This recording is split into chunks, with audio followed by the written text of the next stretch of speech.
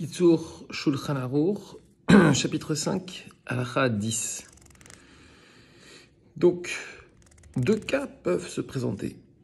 Pour celui qui a prié et trouvé ensuite sur le lieu un excrément. Donc, le premier cas, si l'endroit est tel qu'on puisse se douter de sa présence, il y a eu faute par manque d'examen. Comme la prière est dite Shmoné Esrei, c'est-à-dire les 18 bénédictions, Yud Shmoné, pardon, eh bien, ça remplace un sacrifice, cette prière-là. Ok ? Alors le texte, les sacrifices des méchants est une abomination, s'applique à la personne qui n'a pas vérifié auparavant qu'il n'y avait pas d'excrément. Et il doit dire à nouveau la prière du Shmoné Esrei. De même pour la lecture du Shema, qui est une prescription de la Torah, et dans laquelle il n'y a pas à craindre de dire inutilement de brachot, il le relie sans les brachot du Shema, qui sont avant et après.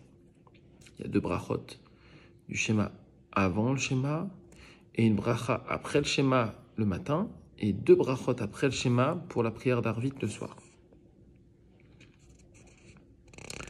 Donc on a dit que s'il se trouve dans ce cas-là, il redit le Shmoné Esrei, c'est-à-dire la Hamida, et il redit aussi le Shema. Pareillement, pour les autres bénédictions qu'il a dites en ce lieu, et même la prière après le repas, il ne les recommence pas. Donc par contre, on voit que les brachot, il ne les recommence pas. Mais si l'endroit n'est pas susceptible d'alimenter le doute qu'un excrément puisse s'y trouver, de sorte qu'on n'a pas commis de faute, on se trouve Bediavad, donc après coup, quitte même de la prière, même du Shmoné Esrei, même de la Hamida. S'il se trouve de l'urine, même dans un endroit où on aurait pu s'en douter, on s'est aussi après coup, donc Bediavad, acquitté de la prière. Halakha 11. Si une flatuosité a échappé à quelqu'un,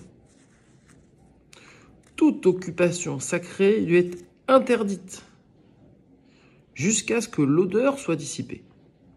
Si elle a échappé à une autre personne, on doit également attendre. Mais si on est occupé par l'étude de la Torah, on n'a pas besoin d'attendre à cause de l'odeur d'autrui. Et enfin, halakha 12, il faut s'éloigner des cabinets, même en clos et sans excréments. C'est pourquoi une chaise percée sur laquelle on place un pot pour se soulager, bien qu'on ait sorti le pot et couvert l'ouverture d'une planche, on appliquera la même règle qu'au cabinet. Et on la sortira de la pièce, ou la recouvrira en totalité.